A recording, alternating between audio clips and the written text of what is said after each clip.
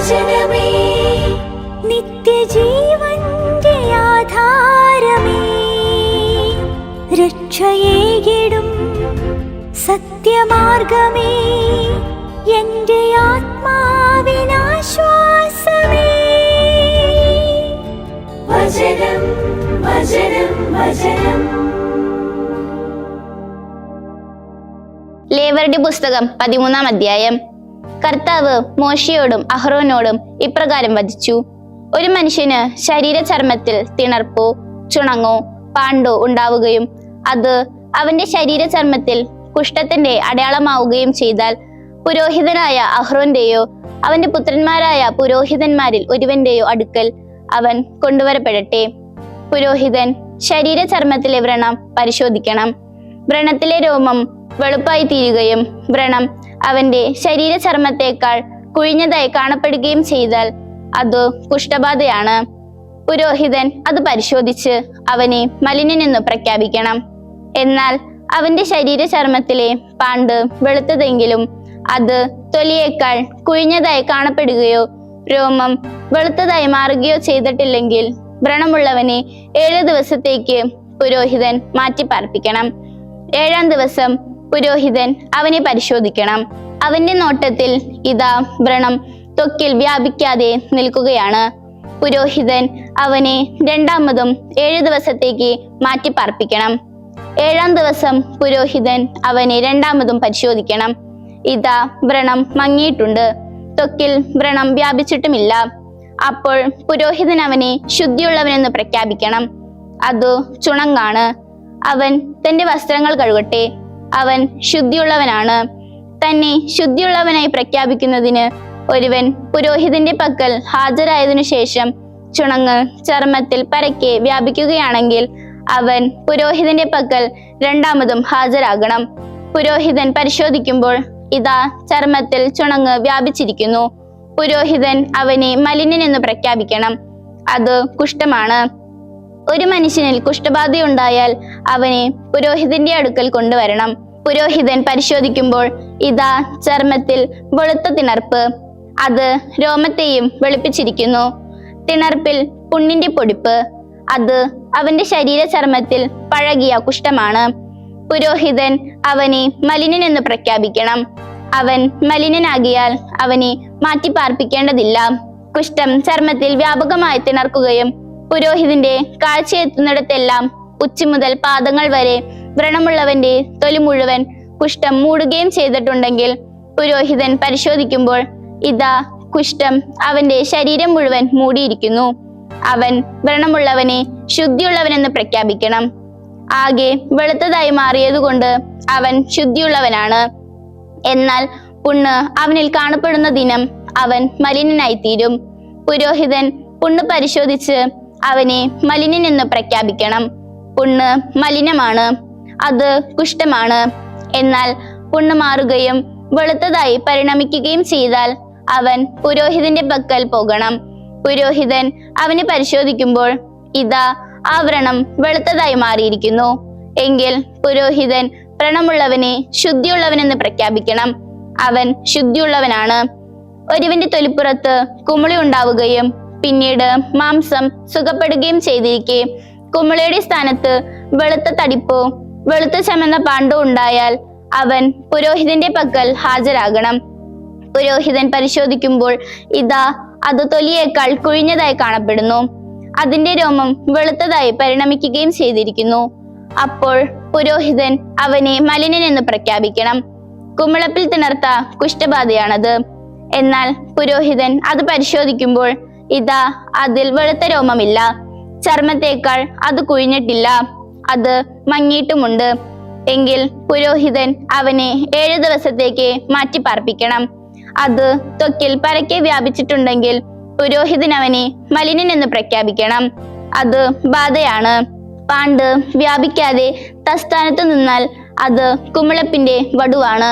പുരോഹിതൻ അവനെ ശുദ്ധിയുള്ളവനെന്ന് പ്രഖ്യാപിക്കണം. ഒരുവന്റെ ശരീരചർമ്മത്തിൽ തീപ്പൊള്ളലിന്റെ പാടുണ്ടായിരിക്കുകയും പൊള്ളലിന്റെ പൊടിപ്പ് അരണ്ടു ചെമന്നതോ വെളുത്തതോ ആയ പാണ്ടായിരിക്കുകയും ചെയ്താൽ പുരോഹിതൻ അത് പരിശോധിക്കണം. ഇതാ പാണ്ടിലെ രോമം വെളുത്തതായി മാറിയിരിക്കുന്നു, അത് ചർമ്മത്തേക്കാൾ കുഴിഞ്ഞതായി കാണപ്പെടുകയും ചെയ്യുന്നു എങ്കിൽ അത് പൊള്ളലിൽ തിണർത്ത കുഷ്ഠമാണ്. പുരോഹിതൻ അവനെ മലിനനെന്ന് പ്രഖ്യാപിക്കണം. അത് കുഷ്ഠബാധ തന്നെ. മറിച്ച് പുരോഹിതൻ അത് പരിശോധിക്കുമ്പോൾ ഇതാ പാണ്ടിലെ രോമം വെളുത്തതല്ല, ചർമ്മത്തേക്കാൾ അത് കുഴിഞ്ഞതല്ല, അത് മങ്ങിയിട്ടുമുണ്ട് എങ്കിൽ പുരോഹിതൻ അവനെ 7 ദിവസത്തേക്ക് മാറ്റിപ്പാർപ്പിക്കണം. 7-ാം ദിവസം പുരോഹിതൻ അവനെ പരിശോധിക്കണം. അത് ചർമ്മത്തിൽ പരക്കെ വ്യാപിച്ചിട്ടുണ്ടെങ്കിൽ പുരോഹിതൻ അവനെ മലിനനെന്ന് പ്രഖ്യാപിക്കണം. അത് കുഷ്ഠബാധയാണ്. എന്നാൽ പാണ്ട് ചർമ്മത്തിൽ വ്യാപിക്കാതെ തസ്ഥാനത്ത് നിൽക്കുകയും മങ്ങിയിരിക്കുകയും ചെയ്താൽ അത് പൊള്ളലിന്റെ തടിപ്പാണ്. പുരോഹിതൻ അവനെ ശുദ്ധിയുള്ളവനെന്ന് പ്രഖ്യാപിക്കണം. എന്തെന്നാൽ അത് പൊള്ളലിന്റെ വടുവാണ്. ഒരു പുരുഷനോ സ്ത്രീക്കോ തലയിലോ താടിയിലോ വ്രണമുണ്ടായാൽ പുരോഹിതൻ വ്രണം പരിശോധിക്കുമ്പോൾ ഇതാ അത് ത്വക്കിനേക്കാൾ കുഴിഞ്ഞതായി കാണപ്പെടുന്നു. അതിലെ രോമം നേർത്തതും മഞ്ഞയുമാണ് എങ്കിൽ പുരോഹിതൻ അവനെ മലിനനെന്ന് പ്രഖ്യാപിക്കണം. അതു ചിരങ്ങാണ്. തലയിലെയോ താടിയിലെയോ കുഷ്ഠം തന്നെ. പുരോഹിതൻ ചിരങ്ങുബാധ പരിശോധിക്കുമ്പോൾ ഇതാ അതിന്റെ ദൃശ്യം ത്വക്കിനേക്കാൾ കുഴിഞ്ഞതല്ല, എന്നാൽ അതിൽ കറുത്ത രോമമില്ല താനും എങ്കിൽ 7 ദിവസത്തേക്ക് ചിരങ്ങുബാധിതനെ മാറ്റിപ്പാർപ്പിക്കണം. 7-ാം ദിവസം പുരോഹിതൻ വ്രണം പരിശോധിക്കുമ്പോൾ ഇതാ ചിരങ്ങ് വ്യാപിച്ചിട്ടില്ല, അതിൽ മഞ്ഞരോമമില്ല. ചിരങ്ങിന്റെ ദൃശ്യമാകട്ടെ ത്വക്കിനേക്കാൾ കുഴിഞ്ഞതുമല്ല. അയാൾ സ്വയം ക്ഷൗരം ചെയ്യണം. എന്നാൽ ചിരങ്ങ് ക്ഷൗരം ചെയ്യരുത്. പുരോഹിതൻ ചിരങ്ങുള്ളയാളെ രണ്ടാമതും 7 ദിവസത്തേക്ക് മാറ്റിപ്പാർപ്പിക്കണം. 7-ാം ദിവസം പുരോഹിതൻ ചിരങ്ങ് പരിശോധിക്കുമ്പോൾ ഇതാ ചിരങ്ങ് ത്വക്കിൽ വ്യാപിച്ചിട്ടില്ല, അത് ത്വക്കിനേക്കാൾ കുഴിഞ്ഞതായി കാണപ്പെടുന്നുമില്ല. അപ്പോൾ പുരോഹിതൻ അവനെ ശുദ്ധിയുള്ളവനെന്ന് പ്രഖ്യാപിക്കണം. അവൻ തന്റെ വസ്ത്രങ്ങൾ കഴുകണം. അവൻ ശുദ്ധിയുള്ളവനാണ്. എന്നാൽ ശുദ്ധീകരണത്തിനു ശേഷം ത്വക്കിൽ ചിരങ്ങ് വ്യാപകമായി പടരുകയാണെങ്കിൽ പുരോഹിതൻ അവനെ പരിശോധിക്കണം. ഇതാ ത്വക്കിൽ ചിരങ്ങ് പടർന്നിരിക്കുന്നു. പുരോഹിതൻ മഞ്ഞരോമം സൂക്ഷ്മമായി തിരിയേണ്ടതില്ല. അവൻ മലിനനാണ്. അവന്റെ നോട്ടത്തിൽ ചിരങ്ങ് നിലനിൽക്കുന്നെങ്കിലും അതിൽ കറുത്ത രോമം കിളർത്തിട്ടുണ്ടെങ്കിൽ ചിരങ്ങ് സുഖപ്പെട്ടിരിക്കുന്നു. അവൻ ശുദ്ധിയുള്ളവനാണ്. അവനെ പുരോഹിതൻ ശുദ്ധിയുള്ളവനെന്ന് പ്രഖ്യാപിക്കണം. പുരുഷനാകട്ടെ സ്ത്രീയാകട്ടെ തന്റെ ശരീര ചർമ്മത്തിൽ പാണ്ടുകൾ ഉണ്ടായാൽ പാണ്ടുകൾ വെളുത്തതാണെങ്കിൽ പുരോഹിതൻ പരിശോധിക്കണം. ഇതാ അയാളുടെ ശരീര ചർമ്മത്തിൽ മങ്ങിയ വെള്ളപ്പാണ്ടുകൾ എങ്കിൽ അത് ത്വക്കിൽ തിണർക്കുന്ന ചുണങ്ങാണ്. അയാൾ ശുദ്ധിയുള്ളവനാണ്. തന്റെ തലയിൽ നിന്ന് മുടി കൊഴിഞ്ഞു പോയിട്ടുള്ള ഒരുവൻ കഷണ്ടിയാണ്. അവൻ ശുദ്ധിയുള്ളവൻ തന്നെ. നെറ്റിയുടെ മേൽഭാഗത്തു നിന്ന് മുടി കൊഴിഞ്ഞു പോയിട്ടുള്ളവൻ മുൻകഷണ്ടിയാണ്. അവൻ ശുദ്ധിയുള്ളവനാണ്. എന്നാൽ പിൻകഷണ്ടിയിലോ മുൻകഷണ്ടിയിലോ വെളുത്ത ചെമന്ന വ്രണമുണ്ടെങ്കിൽ അത് അവന്റെ മുൻകഷണ്ടിയിലോ പിൻകഷണ്ടിയിലോ തിണർത്ത കുഷ്ഠമാണ്. പുരോഹിതൻ അവനെ പരിശോധിക്കുമ്പോൾ ഇതാ അവന്റെ പിൻകഷണ്ടിയിലോ മുൻകഷണ്ടിയിലോ ശരീര ചർമ്മ കുഷ്ഠത്തിൽ കാണും വിധം വെളുത്ത ചെമന്ന വ്രണത്തിന്റെ തടിപ്പ് എങ്കിൽ അവൻ കുഷ്ഠരോഗിയും മലിനനുമാണ്. അവന്റെ ശിരസിലെ വ്രണത്തെ പ്രതി പുരോഹിതൻ അവനെ തീർത്തും മലിനനെന്ന് പ്രഖ്യാപിക്കണം. കുഷ്ഠരോഗബാധയുള്ളവന്റെ വസ്ത്രങ്ങൾ കീറിയതായിരിക്കണം. അവന്റെ ശിരസ് അനാവൃതമായിരിക്കണം. അവൻ മേൽചുണ്ട് മറച്ചിരിക്കണം. മലിനൻ മലിനൻ എന്ന് അവൻ വിളിച്ചു പറയുകയും വേണം. തന്നിൽ രോഗമുള്ള കാലമെല്ലാം അവൻ മലിനനായിരിക്കും. അവൻ മലിനൻ തന്നെ. അവൻ തനിച്ചു താമസിക്കണം. പാളയത്തിന് വെളിയിലായിരിക്കും അവന്റെ വാസസ്ഥലം. വസ്ത്രത്തിലുള്ള കുഷ്ഠബാധ അത് കമ്പിളി വസ്ത്രത്തിലോ ചണവസ്ത്രത്തിലോ ചണത്തിന്റെയോ കമ്പിളിയുടെയോ ഊടിലോ പാവിലോ തുകലിലോ ഏതെങ്കിലും തുകലുൽപ്പന്നത്തിലോ ആകാം. വസ്ത്രത്തിലോ തുകലിലോ ഊടിലോ പാവിലോ ഏതെങ്കിലും തുകലുപകരണത്തിലോ പച്ചയോ ചെമപ്പോ ആയ പുള്ളിക്കുത്തുണ്ടെങ്കിൽ അത് കുഷ്ഠബാധയാണ്. അത് പുരോഹിതനെ കാണിക്കണം. പുരോഹിതൻ പുള്ളിക്കുത്ത് പരിശോധിച്ച ശേഷം 7 ദിവസത്തേക്ക് പുള്ളിക്കുത്തുള്ളതിനെ അടച്ചു സൂക്ഷിക്കണം. 7-ാം ദിവസം അവൻ പുള്ളിക്കുത്ത് പരിശോധിക്കണം. പുള്ളിക്കുത്ത് വസ്ത്രത്തിലോ ഊടിലോ പാവിലോ തുകലിലോ ഏതെങ്കിലും തുകലുൽപ്പന്നത്തിലോ പടർന്നിട്ടുണ്ടെങ്കിൽ ആ പുള്ളിക്കുത്ത് ഉപദ്രവകാരിയായ കുഷ്ഠമാണ്. അത് മലിനമാണ്. പുള്ളിക്കുത്തുള്ള വസ്ത്രമാകട്ടെ കമ്പിളിയിലെയോ ചണത്തിലെയോ ഊടോ പാവോ ആകട്ടെ, ഏതെങ്കിലും തുകലുപകരണമാകട്ടെ, അവനത് കത്തിച്ചു കളയണം. എന്തെന്നാൽ അത് ഉപദ്രവകരമായ കുഷ്ഠമാണ്. അത് അഗ്നിയിൽ ദഹിപ്പിക്കപ്പെടണം. പുരോഹിതൻ പരിശോധിക്കുമ്പോൾ ഇതാ വസ്ത്രത്തിലോ ഊടിലോ പാവിലോ ഏതെങ്കിലും തുകലുപകരണത്തിലോ പുള്ളിക്കുത്ത് വ്യാപിച്ചിട്ടില്ല എങ്കിൽ പുള്ളിക്കുത്തുള്ളത് അവർ കഴുകിയെടുക്കണമെന്ന് പുരോഹിതൻ കൽപ്പിക്കണം. അവൻ അത് രണ്ടാമതും 7 ദിവസത്തേക്ക് അടച്ചു സൂക്ഷിക്കണം. കഴുകിയ ശേഷം പുരോഹിതൻ പുള്ളിക്കുത്ത് പരിശോധിക്കുമ്പോൾ ഇതാ പുള്ളിക്കുത്ത് തനതും നിറം മാറ്റിയിട്ടില്ല. അപ്പോൾ പുള്ളിക്കുത്ത് വ്യാപിച്ചിട്ടില്ലെങ്കിൽ പോലും അത് മലിനമാണ്. നീ അത് അഗ്നിയിൽ ദഹിപ്പിക്കണം. അതിന്റെ അകത്തായാലും പുറത്തായാലും കരിമ്പനാണ്. എന്നാൽ പുരോഹിതൻ പരിശോധിക്കുമ്പോൾ ഇതാ അത് കഴുകപ്പെട്ട ശേഷം പുള്ളിക്കുത്ത് മങ്ങിയിരിക്കുന്നു. വസ്ത്രത്തിൽ നിന്നോ തുകലിൽ നിന്നോ ഊടിൽ നിന്നോ പാവിൽ നിന്നോ ആകട്ടെ, അവനത് കീറിക്കളയണം. വസ്ത്രത്തിലോ ഊടിലോ പാവിലോ ഏതെങ്കിലും തുകലുപകരണത്തിലോ അത് പിന്നെയും കാണപ്പെടുന്നെങ്കിൽ അത് പടരുകയാണ്. പുള്ളിക്കുത്തുള്ള അത് നീ അഗ്നിയിൽ ദഹിപ്പിക്കണം. എന്നാൽ വസ്ത്രമോ ഊടോ പാവോ ഏതെങ്കിലും തുകലുപകരണമോ നീ കഴുകുമ്പോൾ അവയിൽ നിന്ന് പുള്ളിക്കുത്ത് അപ്രത്യക്ഷമാകുന്നെങ്കിൽ രണ്ടാമതും അത് കഴുകപ്പെടണം. അപ്പോൾ അത് ശുദ്ധിയുള്ളതാകും. കമ്പിളിയുടെയോ ചണത്തിന്റെയോ വസ്ത്രമോ ഊടോ പാവോ തുകലുപകരണങ്ങൾ എന്തെങ്കിലുമോ സംബന്ധിച്ച് അത് ശുദ്ധമെന്നോ മലിനമെന്നോ പ്രഖ്യാപിക്കാനുള്ള കുഷ്ഠബാധ നിയമം ഇതാകുന്നു. 76-ാം സങ്കീർത്തനം. ദൈവം യൂദായിൽ പ്രസിദ്ധനാണ്. ഇസ്രായേലിൽ അവിടുത്തെ നാമം മഹനീയവുമാണ്. അവിടുത്തെ വിഹാരം സാലേമിലാണ്, നിവാസം സിയോനിലും. വില്ലൊളികളും പരിചയും വാളും യുദ്ധവും അവിടെ വെച്ച് അവിടുന്ന് തകർത്ത് കളഞ്ഞു. അങ്ങ് പ്രഭാപൂർണനാകുന്നു. വേട്ടമൃഗങ്ങളുള്ള മലകളേക്കാൾ പ്രതാപവാനാകുന്നു. മനക്കരുത്തുള്ളവർ കൊള്ളയടിക്കപ്പെട്ടു, അവർ നിദ്രയിലാണ്ടു. യോദ്ധാക്കളാരും സ്വന്തം കൈക്കരുത്ത് കണ്ടെത്തിയില്ല. യാക്കോബിന്റെ ദൈവമേ, അങ്ങേ ശാസനം മൂലം തേരും കുതിരയും മോഹാലസ്യപ്പെട്ടു. അങ്ങു തന്നെ ഭീതിതൻ. അങ്ങയുടെ കോപാവസ്ഥയിൽ തിരുമുമ്പിൽ ആര് നിൽക്കും? സ്വർഗത്തിൽ നിന്ന് അങ്ങ് വിധി വിളംബരം ചെയ്തു. ഭൂമി ഭയന്ന് നിശ്ചേഷ്ടമായി. ഭൂമിയിലെ സകല പീഡിതരെയും രക്ഷിക്കാനുള്ള ന്യായവിധിക്കായി ദൈവം എഴുന്നേറ്റപ്പോൾ തന്നെ മനുഷ്യനോടുള്ള ക്രോധം പോലും അങ്ങേക്ക് സ്തുതിയാണ്. ക്രോധാവിശിഷ്ടം അങ്ങ് അരപ്പട്ടയാക്കും. നിങ്ങളുടെ ദൈവമായ കർത്താവിന് നേർച്ച നേർന്ന് നിറവേറ്റുവിൻ.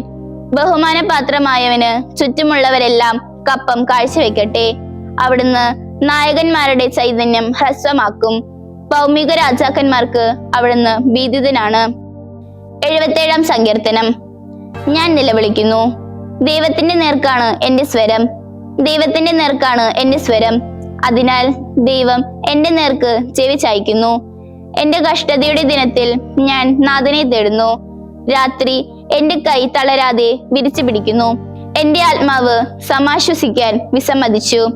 ദൈവത്തെ ഓർത്ത് ഞാൻ നെടുവീർപ്പിട്ട് ധ്യാനിക്കട്ടെ.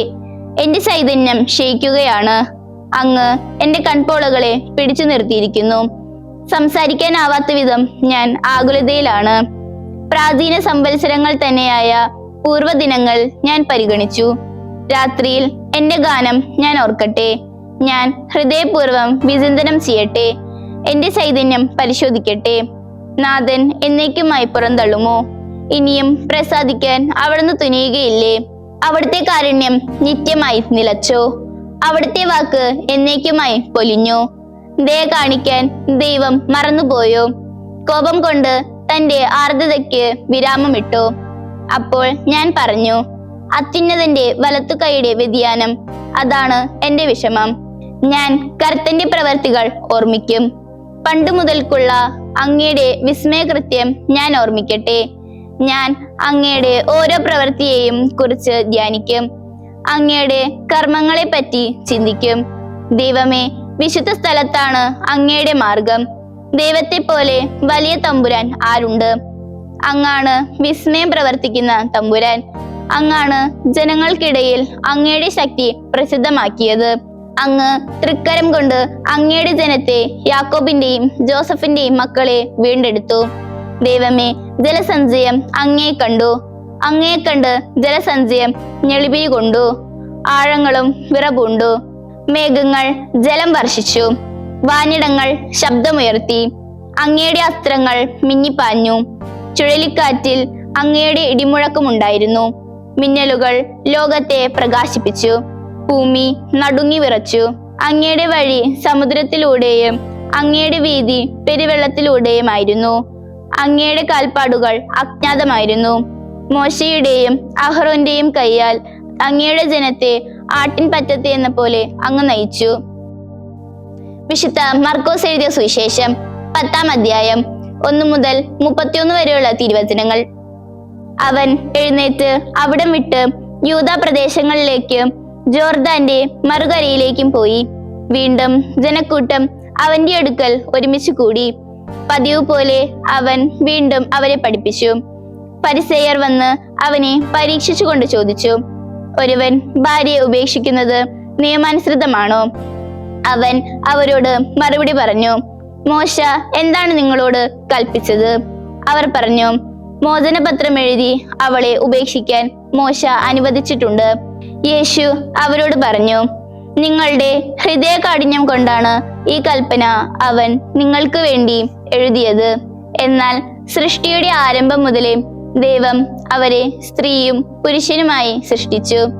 ഇക്കാരണത്താൽ പുരുഷൻ പിതാവിനെയും മാതാവിനെയും വിടുകയും ഭാര്യയോട് ചേരുകയും ചെയ്യും.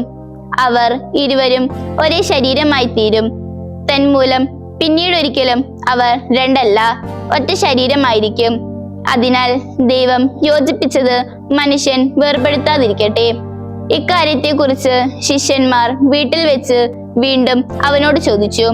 അവൻ അവരോട് പറഞ്ഞു, ഒരുവൻ തന്റെ ഭാര്യയെ ഉപേക്ഷിച്ച് മറ്റൊരുവളെ വിവാഹം ചെയ്യുമ്പോൾ അവളുമായി വ്യഭിചാരം ചെയ്യുന്നു. ഒരുവൾ തന്റെ ഭർത്താവിനെ ഉപേക്ഷിച്ച് മറ്റൊരാളെ വിവാഹം ചെയ്യുമ്പോൾ അവളും വ്യഭിചാരം ചെയ്യുന്നു. അവൻ തൊടുന്നതിനു വേണ്ടി ശിശുക്കളെ അവന്റെ അടുക്കൽ അവർ കൊണ്ടുവന്നു. ശിഷ്യന്മാരാകട്ടെ അവരെ ശകാരിച്ചു. ഇത് കണ്ടപ്പോൾ യേശു അമർഷം പൂണ്ട് അവരോട് പറഞ്ഞു, ശിശുക്കൾ എന്റെ അടുത്ത് വരുവാൻ അനുവദിക്കുവേൻ, അവരെ തടയരുത്. എന്തെന്നാൽ ദൈവരാജ്യം അവരെ പോലെയുള്ളവരുടേതാണ്. സത്യമായി ഞാൻ നിങ്ങളോട് പറയുന്നു, ശിശുവിനെ പോലെ ദൈവരാജ്യം സ്വീകരിക്കാത്ത ആരും അതിൽ പ്രവേശിക്കുകയില്ല. അവൻ ശിശുക്കളെ എടുത്ത് അവരുടെ മേൽ കൈകൾ വെച്ച് അനുഗ്രഹിച്ചു. യേശു വഴിയിലേക്ക് ഇറങ്ങിയപ്പോൾ ഒരുവൻ ഓടിവന്ന് അവന്റെ മുൻപിൽ മുട്ടുകുത്തി ചോദിച്ചു, നല്ലവനായ ഗുരു, നിത്യജീവൻ അവകാശമാക്കാൻ ഞാൻ എന്തു ചെയ്യണം? യേശു അവനോട് ചോദിച്ചു, എന്തുകൊണ്ടാണ് നീ എന്നെ നല്ലവൻ എന്ന് വിളിക്കുന്നത്? ദൈവം ഒരുവനല്ലാതെ നല്ലവനായി ആരുമില്ല. പ്രമാണങ്ങൾ നിനക്കറിയാമല്ലോ. കൊല്ലരുത്, വ്യഭിചാരം ചെയ്യരുത്, മോഷ്ടിക്കരുത്, കള്ളസാക്ഷ്യം നൽകരുത്, വഞ്ചിക്കരുത്, പിതാവിനെയും മാതാവിനെയും ബഹുമാനിക്കുക.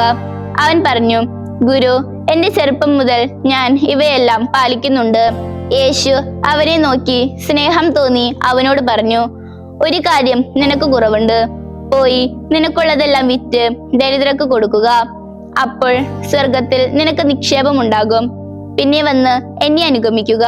ഈ വചനം മൂലം മുഖം വാടി അവൻ സങ്കടത്തോടെ തിരിച്ചുപോയി. കാരണം അവന് വളരെയേറെ സമ്പത്തുണ്ടായിരുന്നു. യേശു ചുറ്റും നോക്കി തന്റെ ശിഷ്യരോട് പറഞ്ഞു, സമ്പന്നർ ദൈവരാജ്യത്തിൽ പ്രവേശിക്കുക എത്രയോ ദുഷ്കരം. അവന്റെ വാക്കുകളിൽ ശിഷ്യന്മാർ വിസ്മയിച്ചു. യേശു വീണ്ടും അവരോട് പറഞ്ഞു, മക്കളെ, ദൈവരാജ്യത്തിൽ പ്രവേശിക്കുക എത്രയോ ദുഷ്കരം. ധനവാൻ ദൈവരാജ്യത്തിൽ പ്രവേശിക്കുന്നതിനേക്കാൾ എളുപ്പം ഒട്ടകം സൂചിക്കുഴലിലൂടെ കടക്കുന്നതാണ്. അവർ അത്യന്തം വിസ്മയഭരിതരായി തങ്ങളോട് തന്നെ ചോദിച്ചു, അങ്ങനെയെങ്കിൽ രക്ഷിക്കപ്പെടാൻ ആർക്കാണ് സാധ്യമാകുക? യേശു അവരെ നോക്കി പറഞ്ഞു, മനുഷ്യർക്ക് ഇത് അസാധ്യമാണ്, എന്നാൽ ദൈവത്തിനല്ല. എന്തെന്നാൽ ദൈവത്തിന് എല്ലാം സാധ്യമാണ്. പത്രോസ് അവനോട് പറയാൻ തുടങ്ങി, ഇതാ, എല്ലാം ഉപേക്ഷിച്ച് ഞങ്ങൾ നിന്നെ അനുഗമിച്ചിരിക്കുന്നു. യേശു പ്രതിവചിച്ചു, സത്യമായി ഞാൻ നിങ്ങളോട് പറയുന്നു, എന്നെ പ്രതിയും സുവിശേഷത്തെ പ്രതിയും ഭവനത്തെയോ സഹോദരന്മാരെയോ സഹോദരിമാരെയോ മാതാവിനെയോ പിതാവിനെയോ മക്കളെയോ വയലുകളെയോ ത്യജിക്കുന്നവരിലാർക്കും ഇവിടെ വെച്ച് തന്നെ 100 ഇരട്ടി ലഭിക്കാതിരിക്കില്ല. ഭവനങ്ങളും സഹോദരന്മാരും സഹോദരിമാരും മാതാക്കളും മക്കളും വയലുകളും അവയോടൊപ്പം പീഡനങ്ങളും വരാനിരിക്കുന്ന യുഗത്തിൽ നിത്യജീവനും. എന്നാൽ മുൻപന്മാരിൽ പലരും പിൻപന്മാരാകും, പിൻപന്മാരിൽ പലരും മുൻപന്മാരും. ദൈവവചനമേ നിത്യജീവന്റെ ആധാരമേ, രക്ഷയേകിടും സത്യമാർഗമേ, എന്റെ ആത്മാവിനാശ്വാസം.